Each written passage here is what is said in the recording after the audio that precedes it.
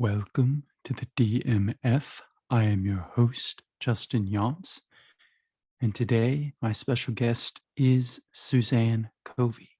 She is a creative intuitive. She is an actress. She is a writer and a motivational speaker.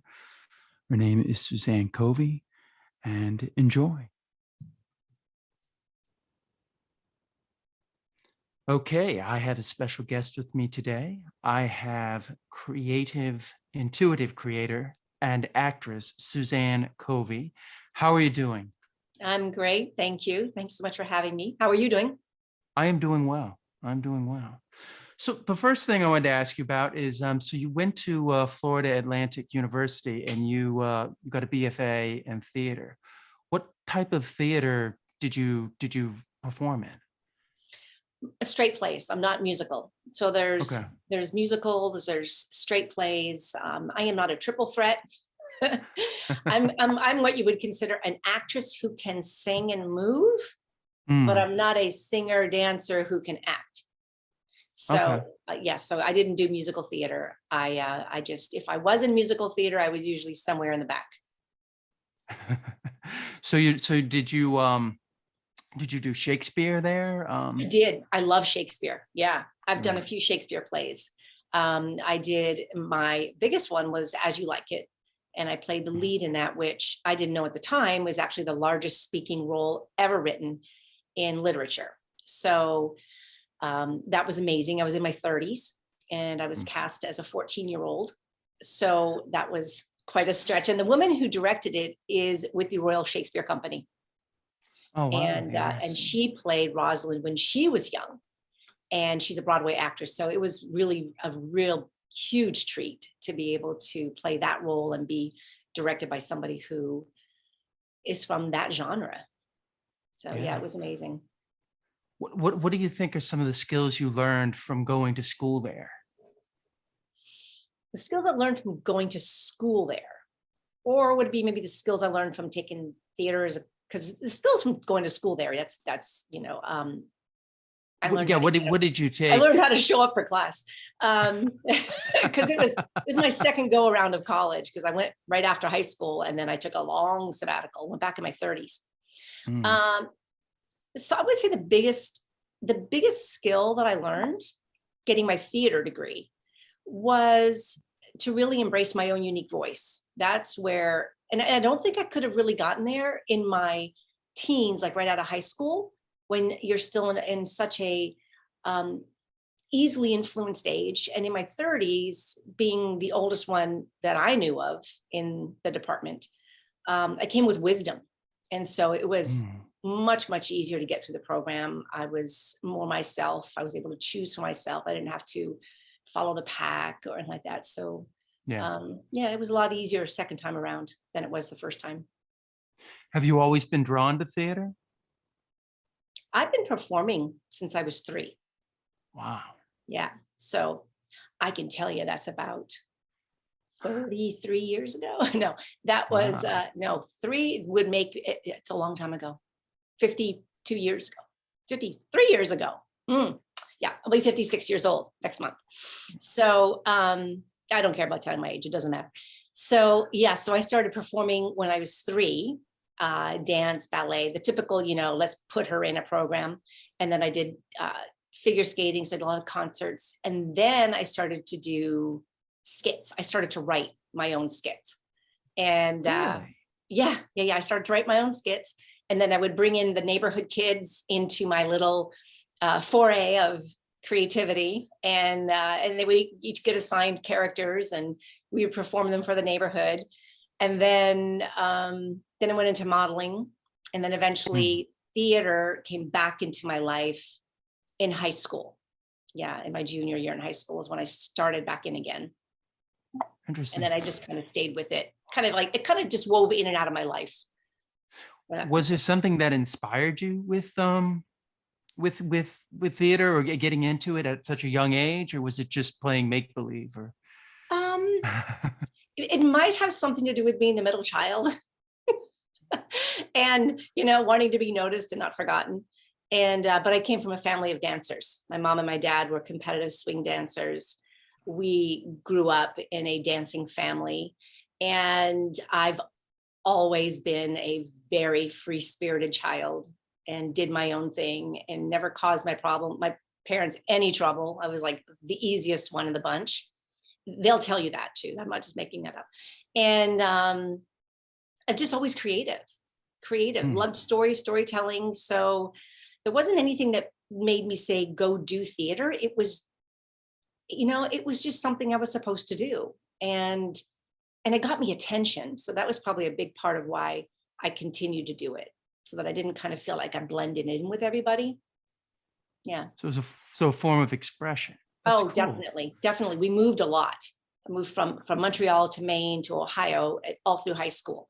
And so by the time I got to my last high school, I was my junior year.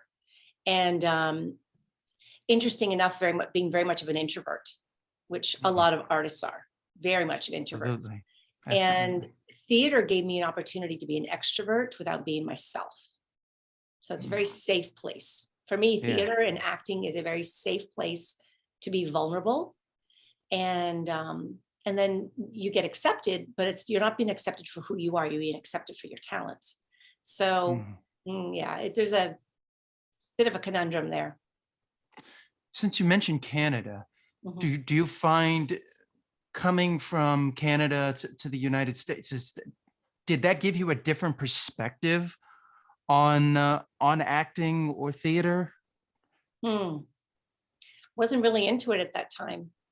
No, I think I was really so young.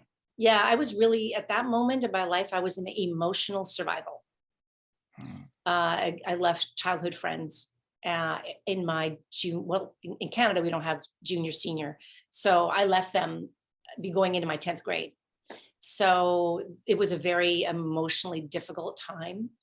And so, no, I didn't do any theater. I didn't plug into any things at school. I went from a busy French city to Portland, Maine. Yeah. I didn't know what the word preppy meant until someone said, here, wear a pair of green chinos and a pink shirt with a bow. And I was like, what is that? And there was a bit of a culture shock. So and it was an 11-month window between Canada, then there was Maine, and then there was Ohio. And Ohio was the last, I stayed there for 8 years until I met my husband. Wow. So it was when I got to Ohio that I felt a little bit more, I think I would call Portland was kind of that transition, kind of get you out of the culture shock. And then when we moved to Ohio, that's when I started to do theater. And I don't really know what made me want to do that at the time. All I know is that there was a play going on. And, I know what it was. In one of my classes, we had to do a skit and we had to present it on stage. We had a big theater in the school. And I was given the narrator for the play. So I had to sit on stage with a guitar. I don't play guitar. Sit on stage with a guitar. And then I had the script that carried the entire show. I forgot every line. Oh, no. Every line. So I ad-libbed the entire play. Wow. Yeah. Was it coherent? I will never forget it. And it turned out great. Because I was narrating. So they had their part. They knew what they needed to do. And I was the bridge between everything. And I did not know any of my lines. And but you knew where the story needed to go. So I knew exactly. Yeah. So it wasn't like you were just standing up there and be like, hey, what's the weather tonight, sir? I wish I drank coffee at this age because I would have one right about now. But I think that's where I got my first glimpse of my ability to tell stories and my ability to have the extemporaneous speaking. And so the next play I did, they wanted an eccentric woman and she had to sit in the audience. And there was these characters that would pop up during the play and they would deliver their lines. It was kind of like they were audience members that interacted with the actors on stage, but yet they were the actors in the audience, right? So it's like breaking that fourth wall. So I was cast as the eccentric woman in the audience. I did not memorize one line. So if any of your listeners are out there and are interested in hiring me as an actress, I promise you, I do memorize lines. Yes, she knows her lines. I This is do. a long time ago. Yeah, it was a long time ago. But I kept my script next to me on my lap. And so, oh, there's my line. I'd pop up and I'd say it. So it was Yeah, funny. Yeah. But yeah, that's when I fell in love with it. I was like, ooh, this is really fun. yeah. Yeah. So it's kind of the risk-taking aspect of it. I think you kind of got into as well, because it was like, you're just like, oh, I'm on stage and I don't know any lines. I can't quit. I've got to just keep going through this. Yeah. I didn't have any friends anyway, so I had nothing to lose. There you go. There you go. I made friends after Interesting. That's interesting. So you kind of left acting a while, and then you kind of came back to it, like kind of in the last couple of years. I gather. You can correct me if I'm right or No, you're right. wrong. What led you back to acting? What led me back to acting was a broken back. Yeah. Yeah. I have lots of stories. So I left acting because at the time I was already speaking to women's groups, and I had already published my book, and I was working with helping women, and I was really focusing on empowering women. And I was hosting a TV show for CNBC, or Oxygen, excuse me, at the time. And then they switched out the host. So that's when I said, okay, I'm not playing this game anymore. I'm focusing just on coaching women. So I stepped away. And then that's when I built my whole speaking business and my coaching and all that.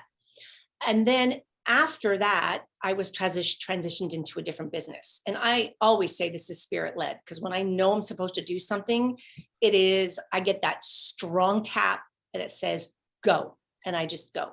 So I stepped away from acting to do the speaking. And then I stepped away from the speaking to grow an Amazon company. So I built a brand on Amazon, and I built it right up to a very successful brand. And then I homeschooled my son. During that transition, I started to lose myself again because I gave myself up to the obligations of life and let go of the obligation I had to myself as a creative being. And I knew that my spirit was slowly dying, working out of a warehouse and just packing things and doing numbers. And there was nothing creative involved at all. There was no spiritual stimulus involved. And we were remodeling our house, which I love how life, if you look at your life, you'll see that you're already being given the symbols for what's occurring in your life. It's all around. At the time, my entire house was being renovated, and my husband was traveling a lot. So it was just me and the kids. The foundation of our house was totally redone. Mind you, foundation, which is where we stand. It's where we plant our 2 feet. It's the seat of our soul. Well, mine was being entirely redone. And during that process, I remember being out shopping for granite, and I was done. I said, I'm not doing this anymore. I'm burned out. I'm tired. I don't feel supported. And I called my husband. I said, I'm going to one more granite place, and then I'm done looking. We pick the ones that I've given you, and we're done, and we're moving on. I want my life back. I fell out of the warehouse and I broke my back. It was about 6 feet up, and I went out backwards and fell straight down on my back. And I broke my sacrum, which is the larger bone that, is the seat of your pelvis. Yeah. So I was bedridden for quite some time. And I remember laying in bed thinking, there's got to be more to life than this. And a friend had reached out to me to check in to see how I was doing. And I said, I don't want to live like this. I'm dying on the inside. I'm dying. And if I keep up like this, I will lose myself. And she said, well, what would you do? If you knew you could not fail, what would you do? I said, I get all choked up. I said, I would be an actress because that's who I am. And she said, but if you really wanted to do it, you would be doing it. And that's all I needed to hear. So when I was finally healed and able to move, and I was very afraid to let my husband know, hey, I'm going to go back into an industry that is unknown. And he was very supportive. And he said, well, do you think that maybe you might be too old at this point? And I said, no, I think I'm aging into it. And that's what happened. I called my agent. She's like, oh, I'm so glad you're back. And I got back on the horse and worked. And that was right before COVID. Yeah. Yeah. And then I just worked a lot through COVID.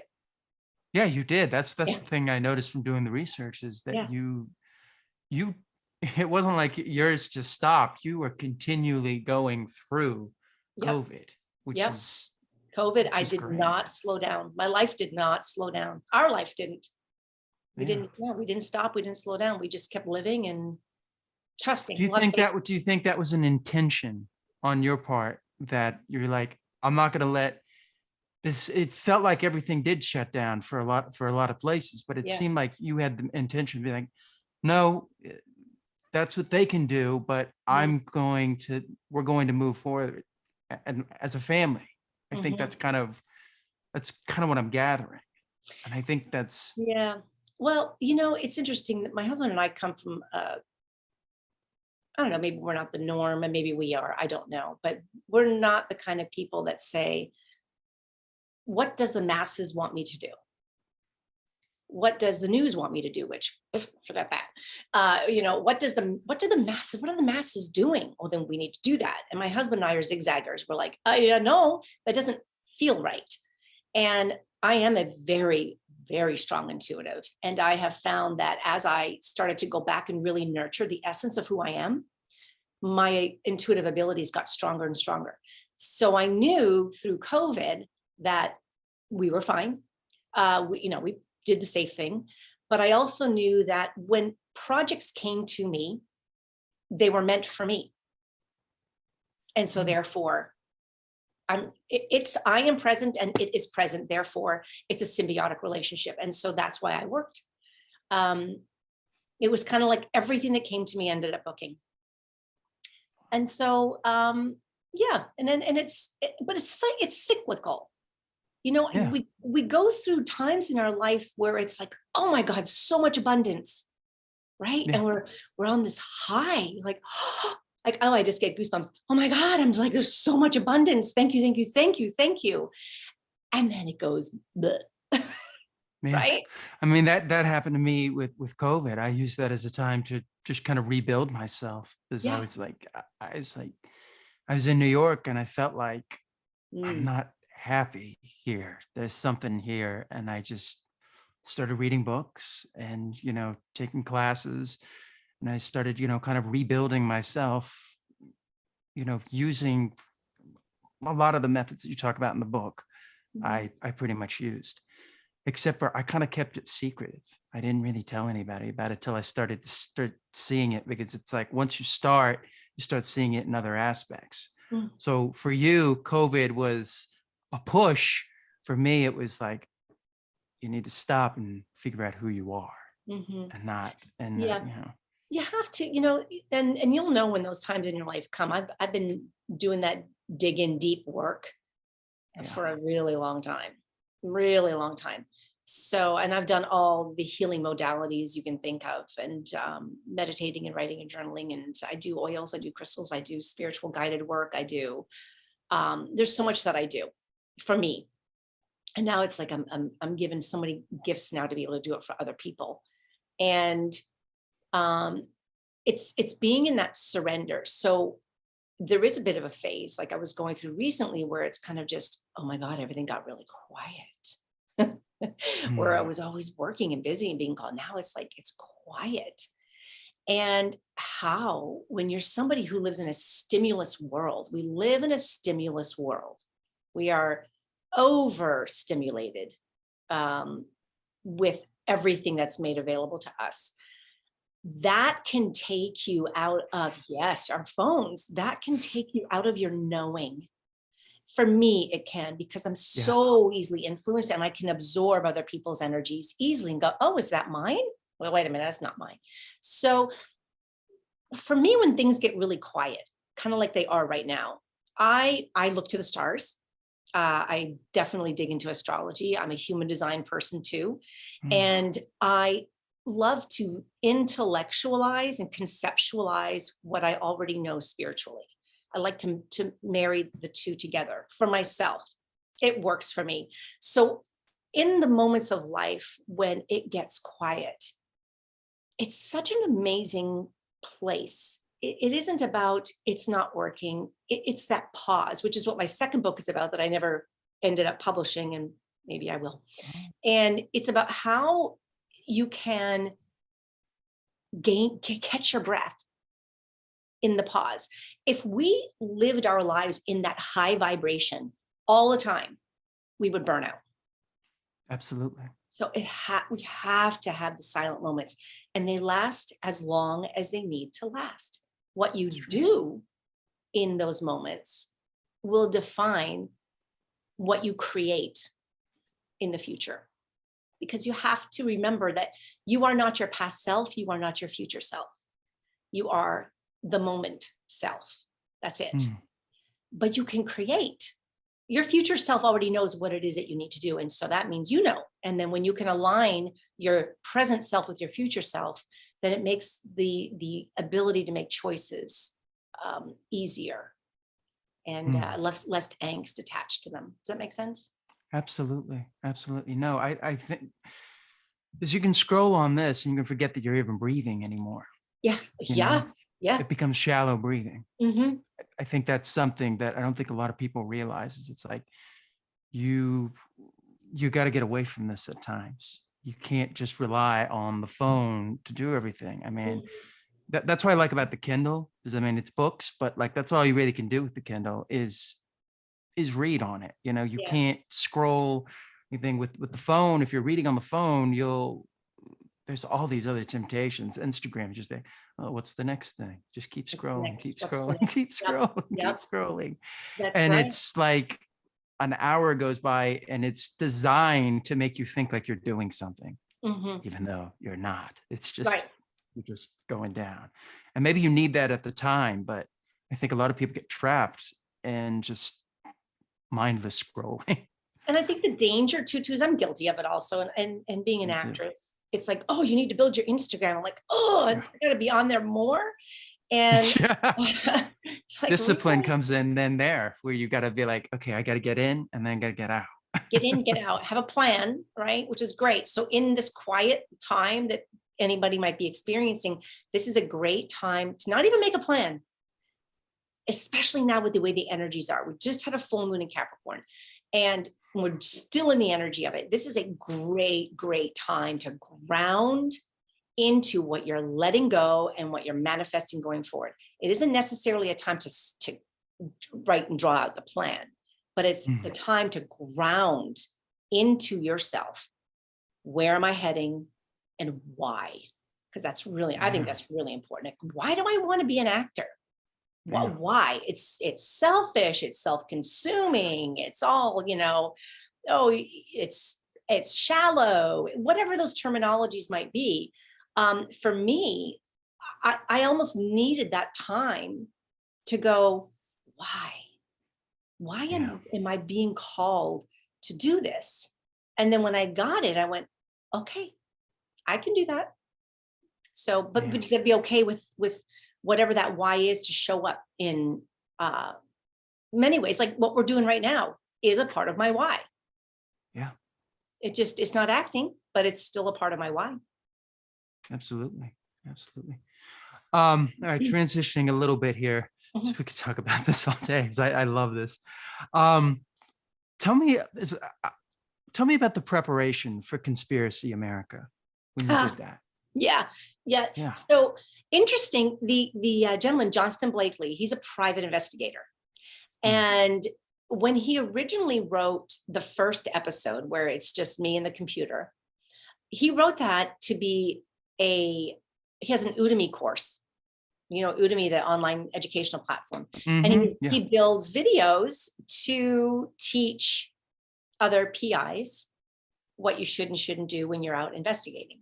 And he's a film enthusiast. He's self-taught. He's brilliant for being self-taught, isn't he? Oof, man, so talented. And so when he got my name. Well, he saw me acting in a play, so he knew that I had the chops. And then another friend of mine said to him, "Oh, you need to hire Suzanne for this." So I auditioned. He booked me as that lead character. So the preparation part, it was only meant to be one small 6-minute video. That was it. And as we started working on the character, I was like, "Ooh, what about this? Ooh, what if we had her do that? And what if she was like a drinker and a smoker because she's raspy, and she's out there and she's rough around the edges and she's lost her life and whatever." He's like, "Oh, I love that." So we developed the character, gave her more of that substance. And then when we were in the midst of filming, we started talking about, "Oh, it'd be great if this happened and great if that happened." Well, then he ended up writing 3 episodes and brought in other characters, and he's probably going to do more, because I've already told him. I said, "Oh my God, you should do more." Oh yeah. I'm going to convince him to do more, because Jackie has so much more stuff she needs to discover.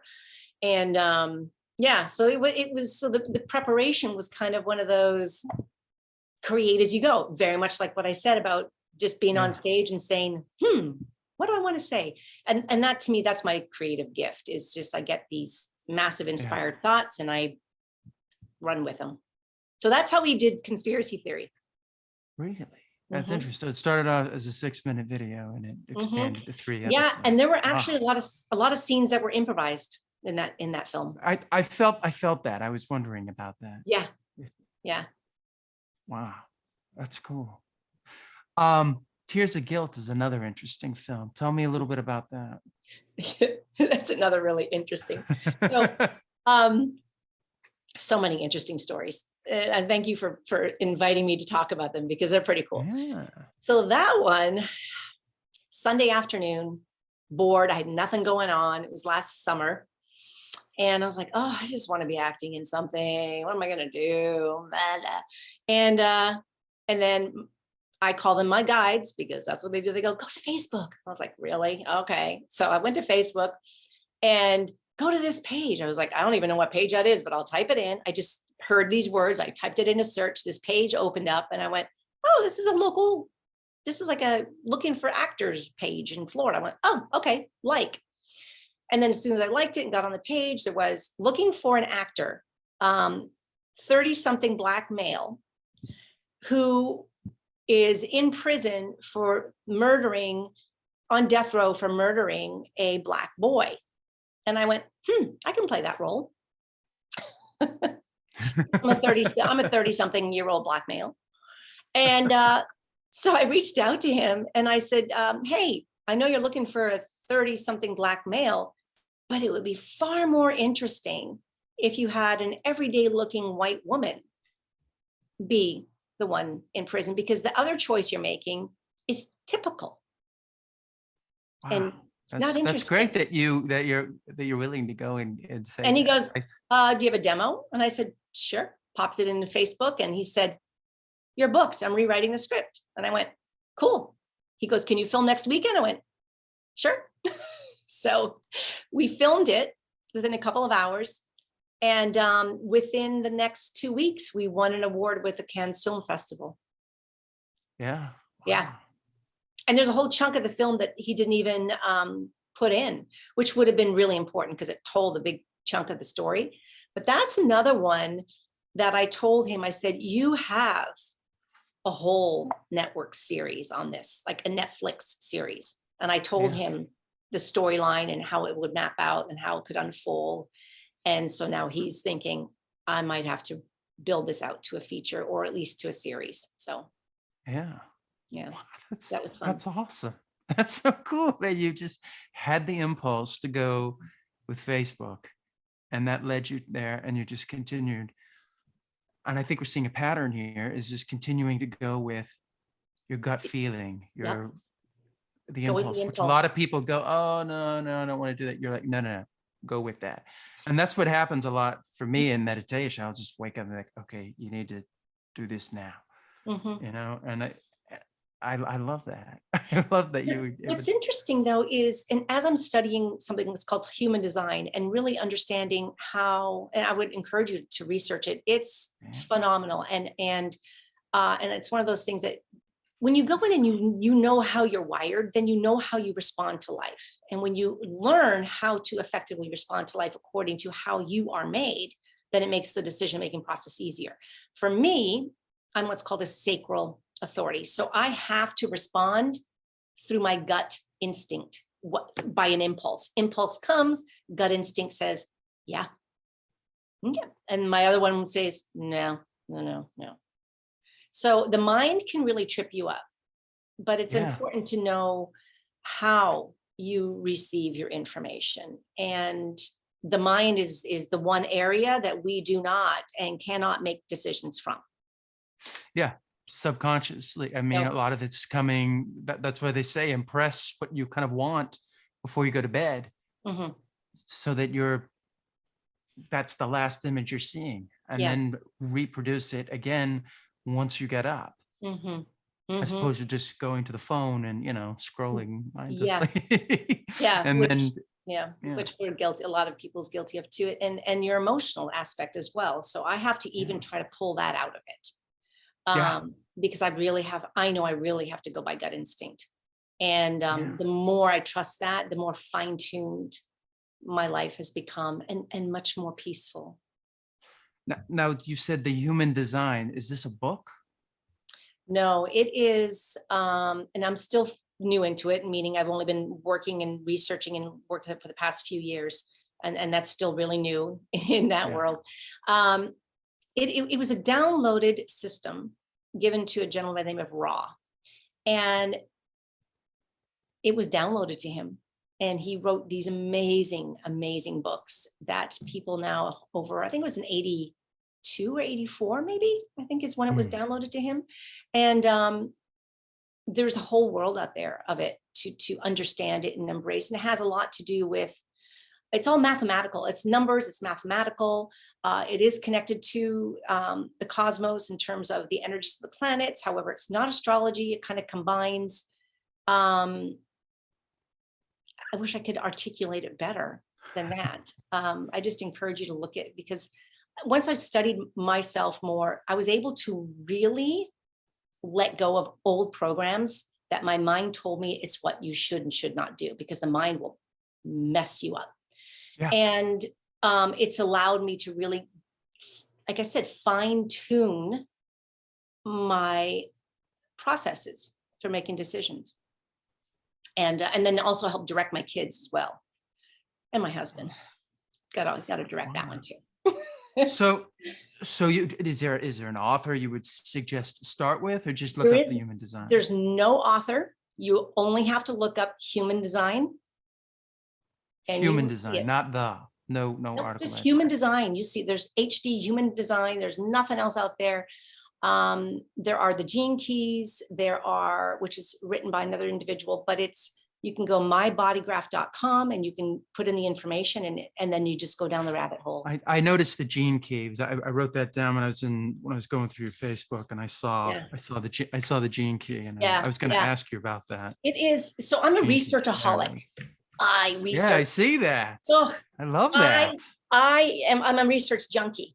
So I love it. I love it. I love it. And once I got my hands on that, I just went down the rabbit hole.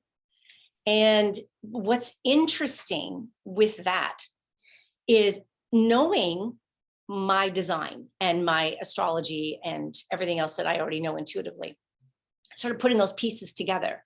And I was able to absolutely own my why. Remember when I said that when you can really embrace your why?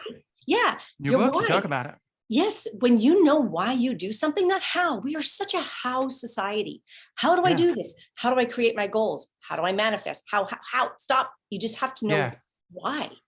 Just know the why and the what, and have that image, and stick with it, and not trust the process, which is the hardest thing to do, because it's just like, well, touch. It's like, what if it's not working? It's like, no, stop that. No, that's fear. Hey, that's fear. You can't do that. You can't do that. But we still then you're just. Yeah, but we still have to plan, right? So it's like people Yeah. say, you've probably heard this too. Just know your why and let the how take care of itself. Yes. Yeah, but it's not really exactly true because you have to know your why. That's Yeah. first and foremost. Your how does take care of itself, but you have to take care of it by inspired action. So there is the how, which is our old fashioned way of what are my SMART goals, Yeah. right? What are the reasonable things? Yeah, it was the goals that, they're smart, they're simple, all those different things. Um, Base my life on a goal and a task list. And for some people that works great. For me, it does not. And Yeah. um, so when I got to the point that I realized, all right, I know that I'm here and first and foremost to be a creative mentor. That's what I'm here to do. I'm here to tell stories and I'm here to use my storytelling to inspire others to take action and to align themselves in life, whether it's through theaters, plays, films, TV, podcasts, whatever it might be. Which is why I never go with a set plan. Mm. Even my keynote speeches were never written.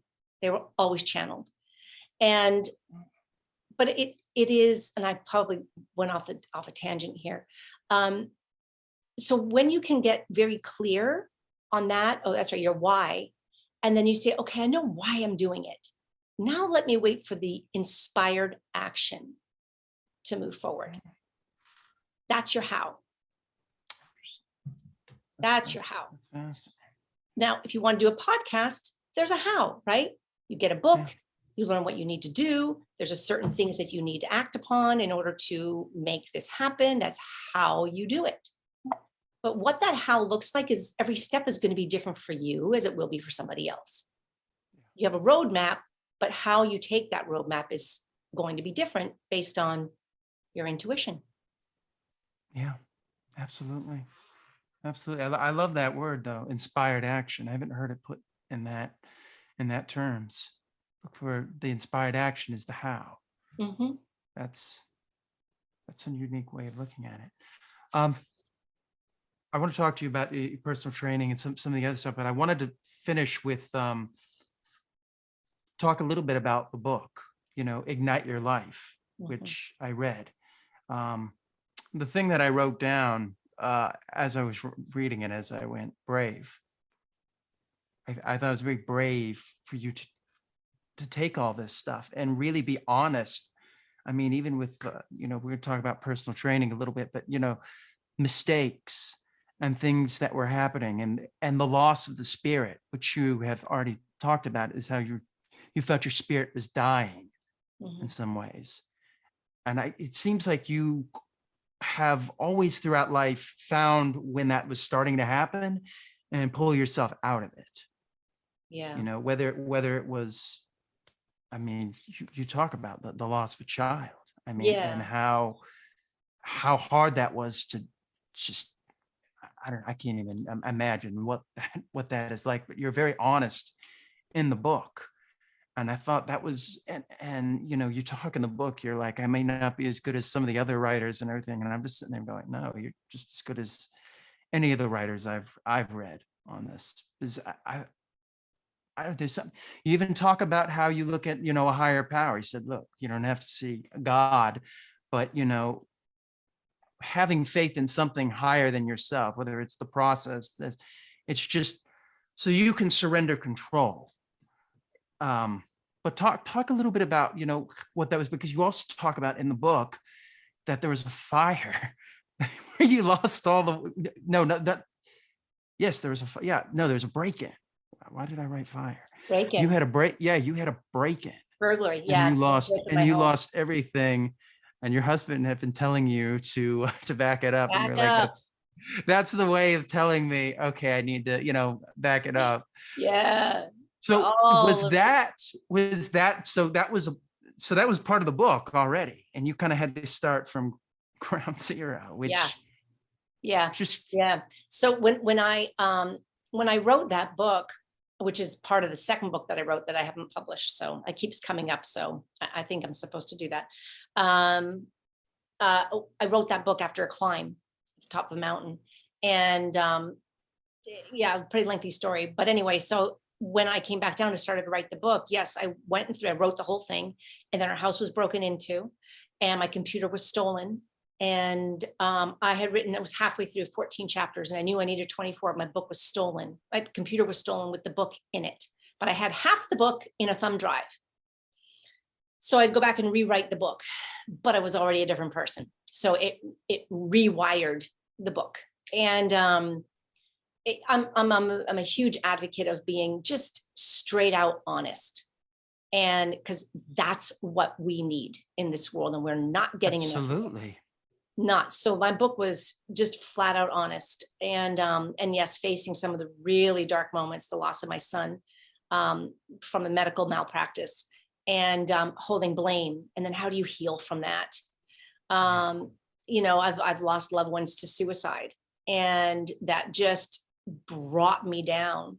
And different coping mechanisms at that time, which I no longer use. It was just difficult times, but they're not for me. You know, I agreed coming into this world that I would be a vessel and a messenger. And if I don't experience life, then I have nothing to be telling. So, yeah, but it was, the book was, but it was cathartic for me, because the book, when I wrote the book, I actually pulled out 13 years of journaling. And I used to write at the top of all my journal pages, like after I would write, I go, in a nutshell, what does this journal page mean? And I would give it like a title, and like a buzz line, like commercially, like, you know. So I wrote all of those down, and then I clipped them out into pieces of paper, and I laid them on the floor, and I started to play with it like a puzzle.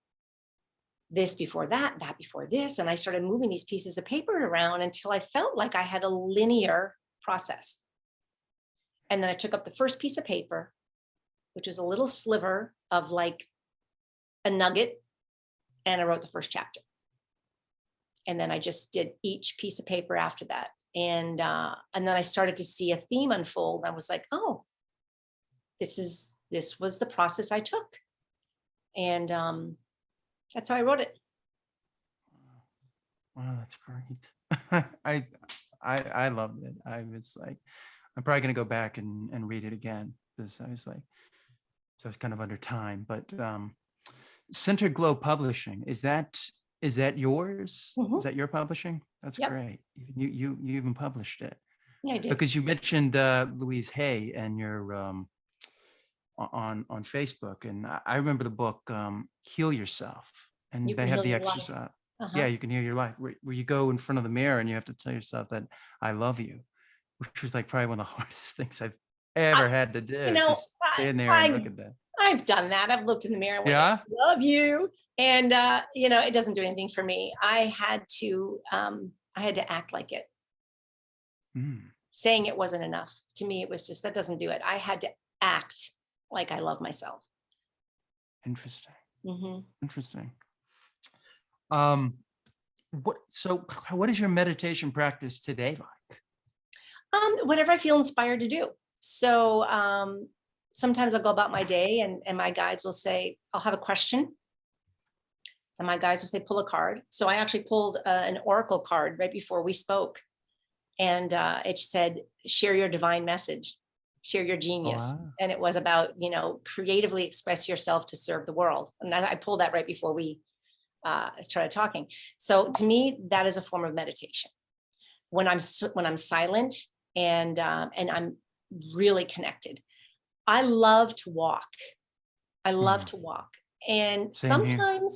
sometimes I'll go into meditation in a, you know, a standard sit in a you know, lotus position, and but then my mind goes like, Yeah.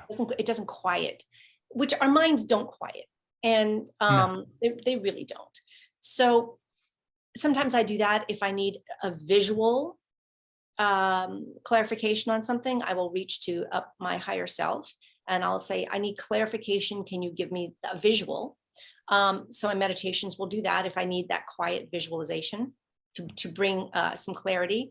And then sometimes it's walking and driving. I get it a lot. So Really Yeah. interesting. So it Mhm. just comes whenever.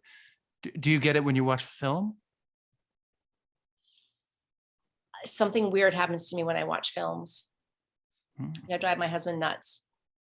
I know how it's going to end. I'm, So you have I, like an ESP already. You I know do. exactly how it's going I to have end. some psychic ability, and I'll admit it. And Yeah. but yeah, I'll tell him. I'll say, like, we were watching the Walking Dead series, and I said, "Oh, you know what would be a really good way to do this scene? They should end it with da da da." And he goes, "Shut up!" And next thing you know, like 4 episodes down, like, see, they got the Yeah. memo, and Yeah. I drive him nuts that way. But so no, so I um get things from watching films, but I will, like, if I read an excerpt in a book that Yeah. really speaks to me, that little excerpt will open the floodgates of a movie in my head. And then that's what happens to me, is like all of a sudden my brain goes into movie stills.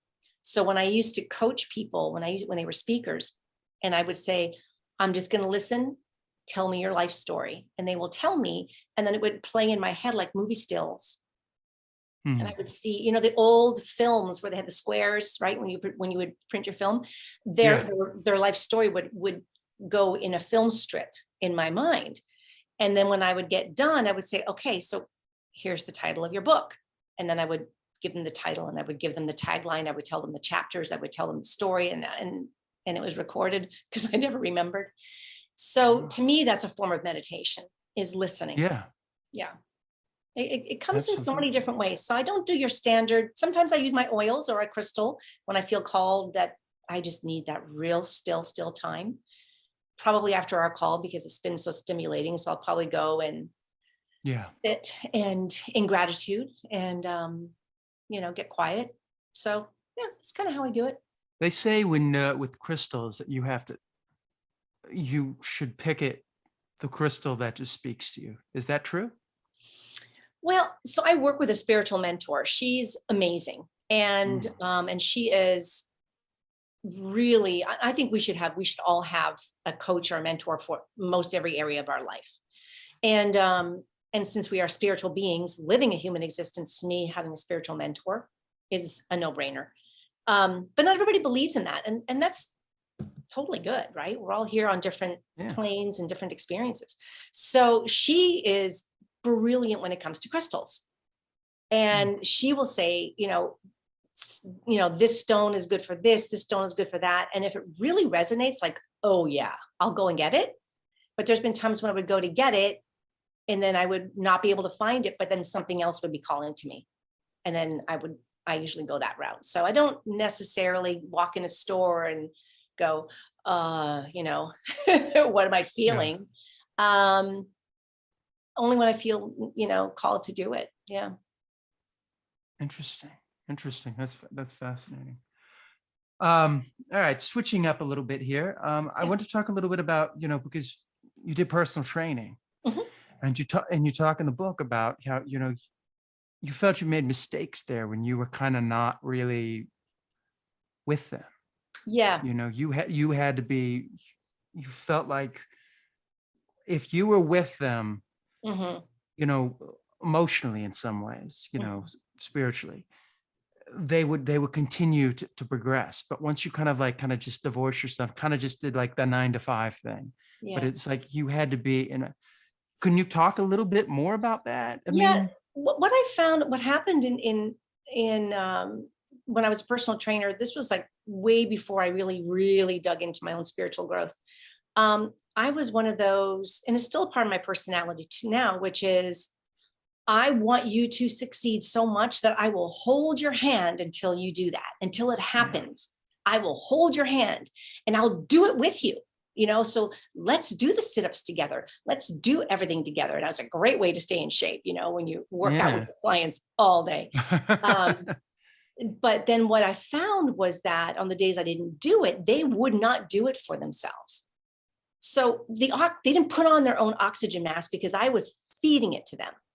And then what happened was I started to own their failures. Like, well, if you're not, how come the scale's not coming down? You should be, we're doing all this work. It's not happening. It's not happening. And then I thought, wait a minute, because you're doing the work, you're carrying the load, you're carrying the emotional baggage, you're carrying, I had clients that would come in and not even dress to work out. They would just want to sit and talk. I'm like, I'm not a therapist. Yeah. But that's when I thought, okay, I crossed the line from being hired to get them fit to being their mother. And it was an eye-opener for me, because I said, okay, that's not serving them. And then I just kind of brought that back to my home life when it came to raising my kids, which is, wait a minute, I'm your mom, but I'm not your mom do it all.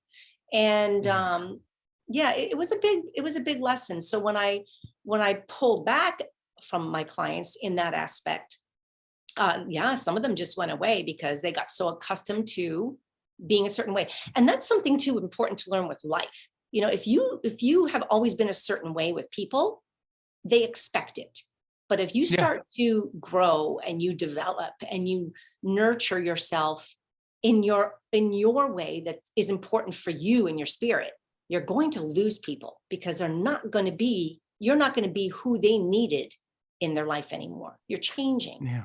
So it's so important, especially from when I was a trainer, that when I pulled away, and those clients went away, I even left that gym because it no longer resonated. I went to a different gym, and I held a different position, and my clients had great results.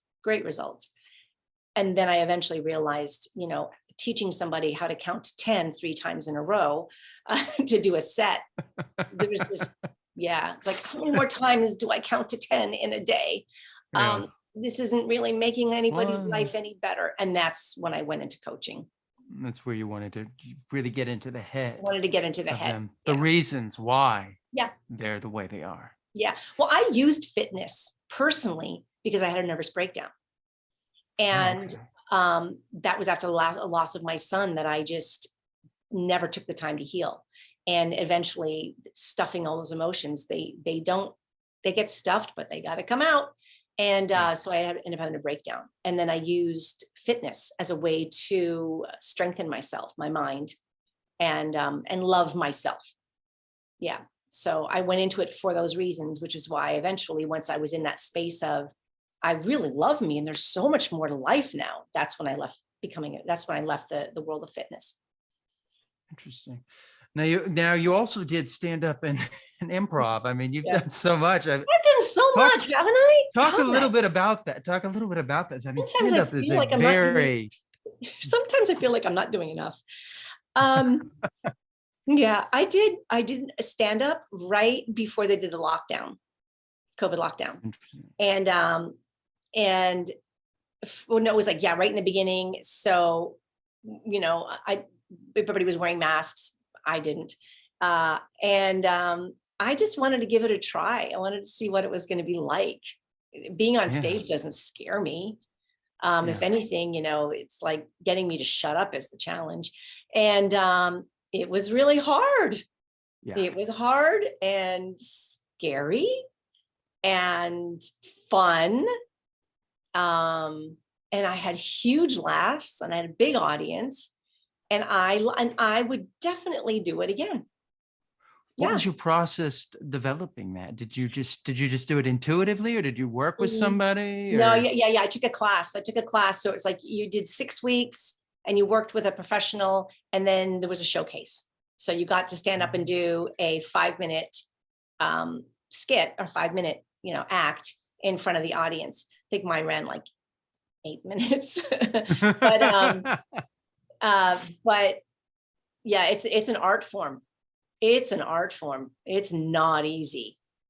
Not easy. Yeah, no. It's like starting over with acting. You know, it's a different form. You're there to make people laugh. Yeah. And sometimes when people are sitting there and they're sitting, all right, make me laugh.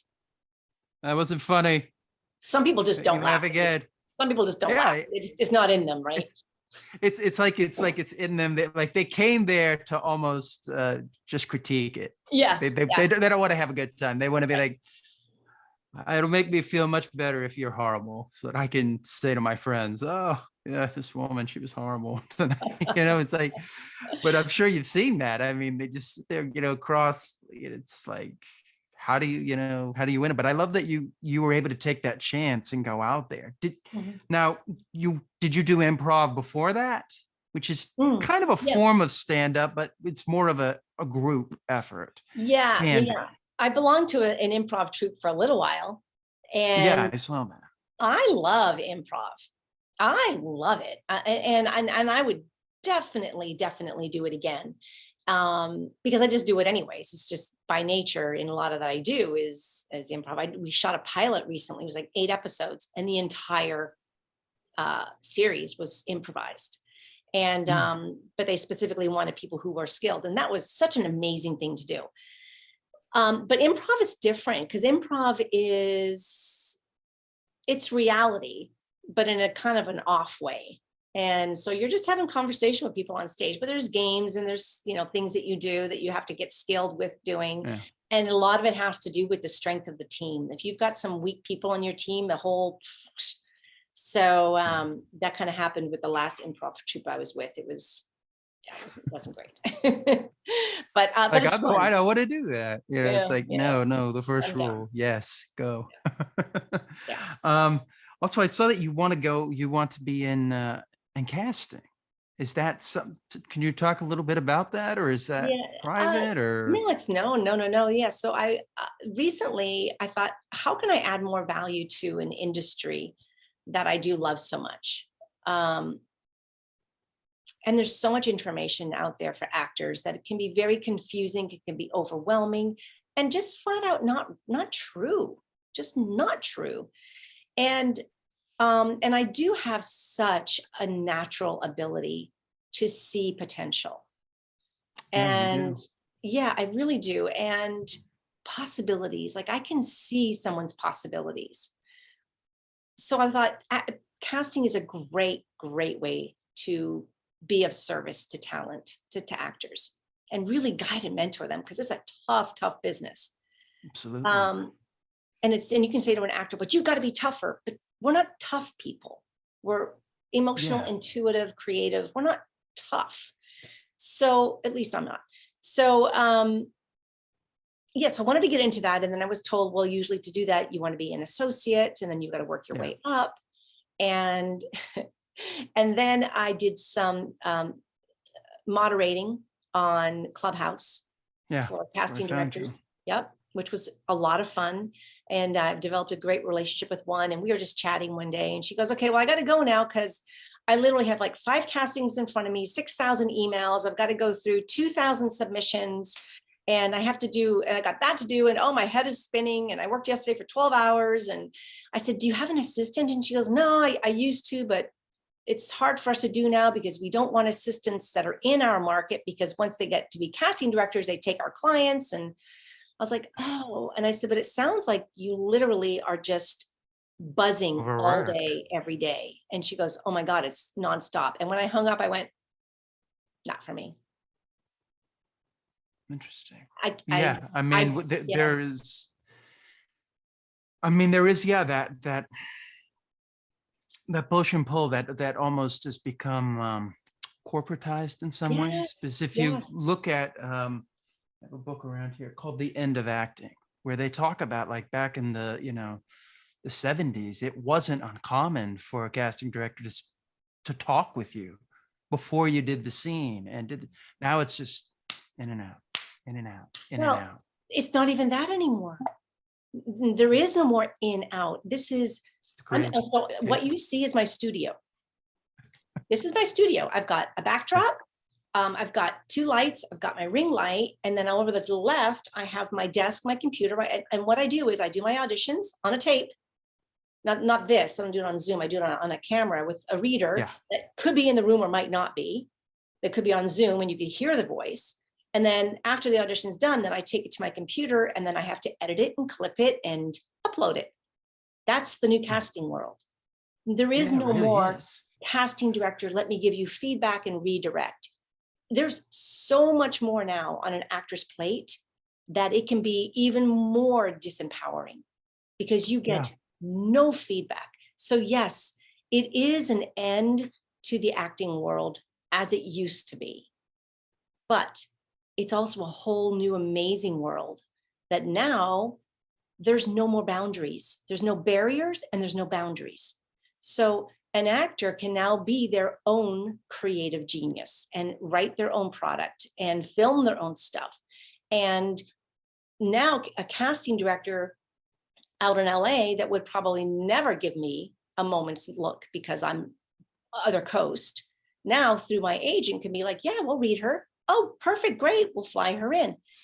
It Yeah. never used to be that way. So It's changed the way. Yeah, now yeah, you don't have to be in LA and New York anymore. You can be right. anywhere. And of course, now they got the whole COVID thing in as well. So it puts another glitch in the process. So, but the nice thing is there's such a huge streaming world out there.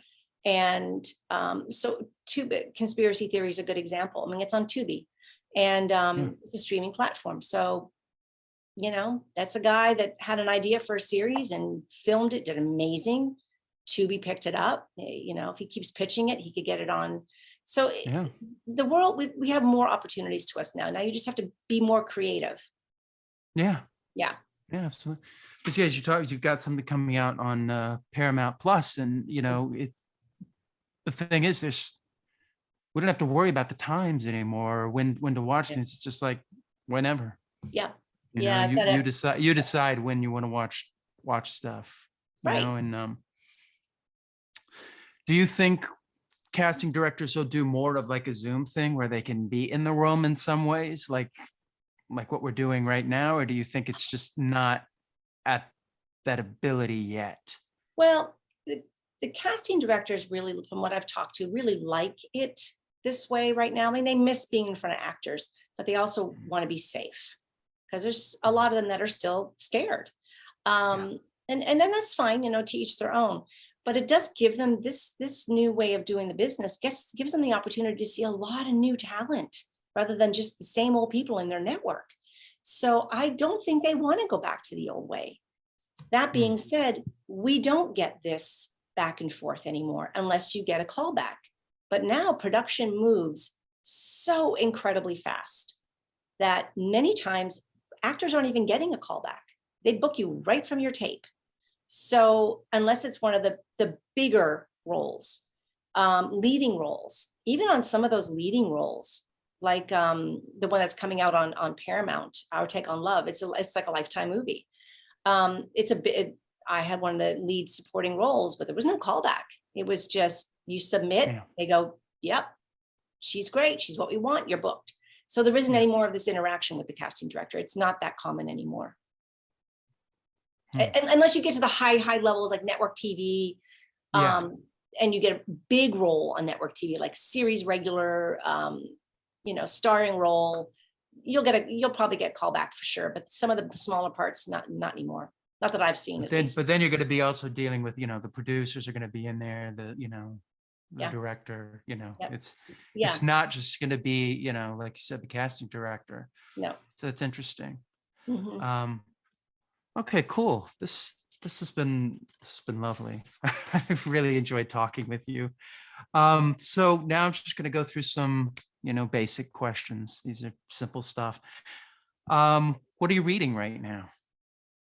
Oh, I am reading a book with, wish I had it sitting next to me. It's great. I just started. It is How to, with Dr. Dispenza, and it is your supernatural, Becoming unleashing supernatural? Supernatural. Yeah. Yeah. Yes, that's a great, that's the meditation I do, is his okay. meditations. Yeah. And they're, you know, it's a chore because you're sitting there for like 45 minutes doing that. But I'm like, I set a goal. I said, okay, I'm going to stick with like 30 days. And like, even if I fall asleep during it, you know, I'm like, I'm just going to make myself do it. Yeah. And now I'm starting to enjoy it more because I'm starting to just like get used to it and just kind of feel into it, as opposed to where I would before I'd be like, Okay, what's going on? All right, this is boring. What am I doing Tick tock, here? tick tock, tick tock. Yeah, it's Am I like done? 45 minutes. How long has that been? Oh, 10? Yeah, yeah, That's a great book. I'm yeah. so glad you this that's funny. I was gonna recommend that book to you I and love it. you're already reading it. Yep. Um, do you prefer to use Kindle or regular books? I love regular books. Yeah. Yeah. I started doing some audibles for some books that I don't need to, for just like information. Like I'm listening to a book by a well-known screenwriter and on the art of storytelling. And so that kind of stuff, I just listen in my car on Audible. The books that are spiritual nature, like this one, no, this is one that I want to read it. If I get through 2 pages today, I get through 2 pages because I like to absorb. So, and I like to write in my books, and obviously because I wrote a book like that. I just charged up my Kindle the other day for the first time in like 4 years. Yeah. So I turned it off because I play too much Candy Crush. It's a distraction. So Wait, you could play games on the Kindle? yes, Candy, don't I can't download play Candy anything. Crush. She'll never get off.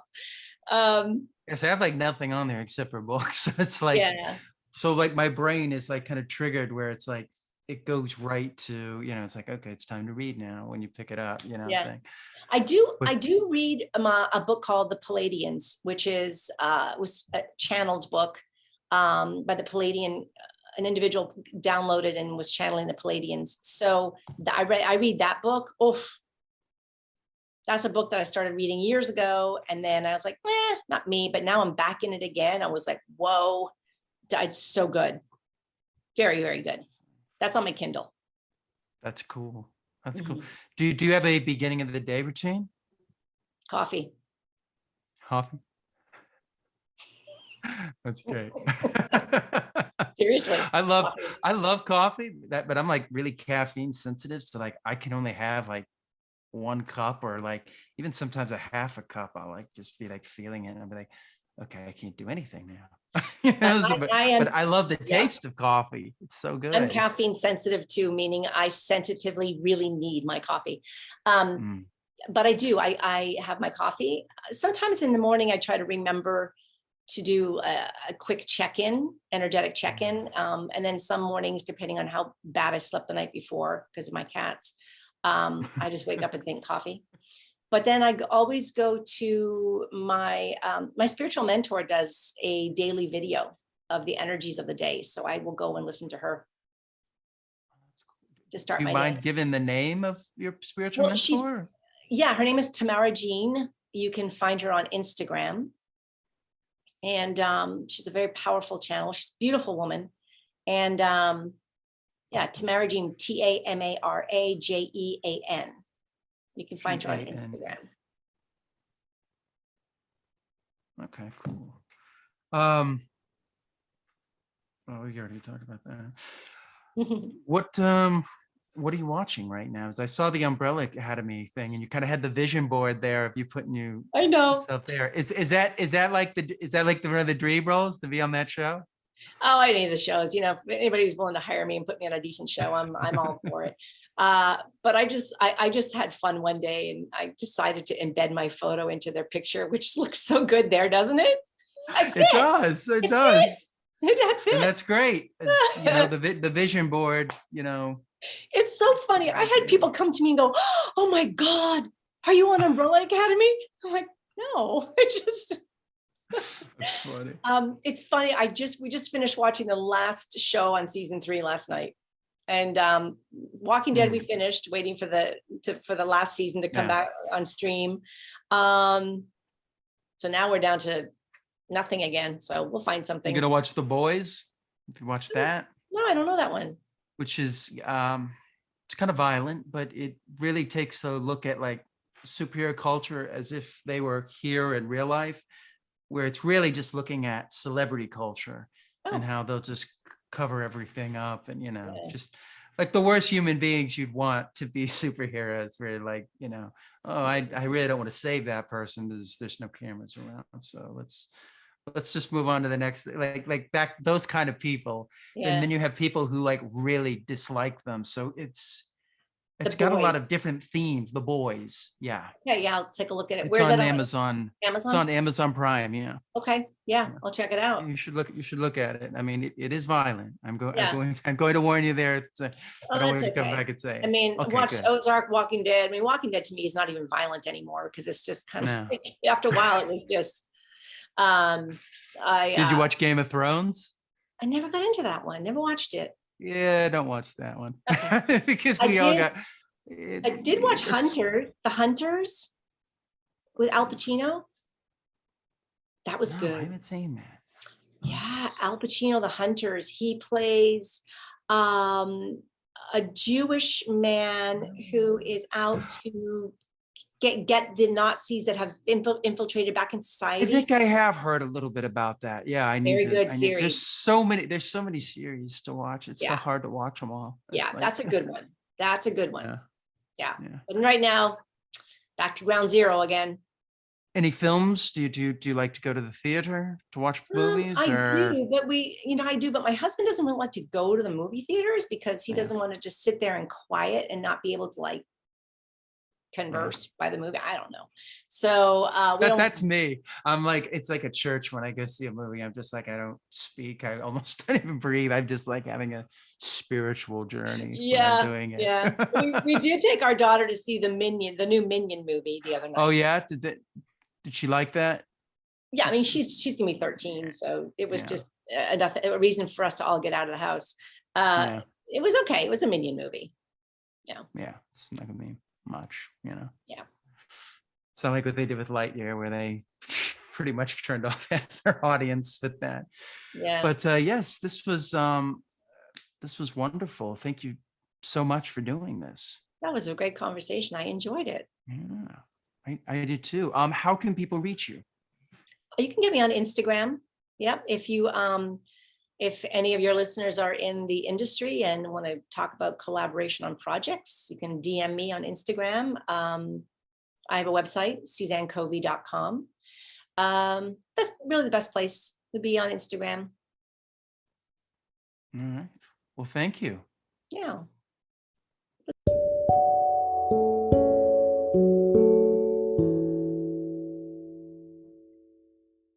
Okay, that about does it for this episode. I want to thank Suzanne Kovi. You can find her at www.suzannekovi.com. Also, check her out on Instagram and Facebook, Suzanne Kovi. I want to thank her for doing this. And also check out her show on Tubi, Conspiracy Theory, and check out her book, Ignite Your Life, on Amazon. I want to thank her personally for coming on. I learned a lot. And as always, you can find me at Justin Yachts. And I will see you next time on the DMF.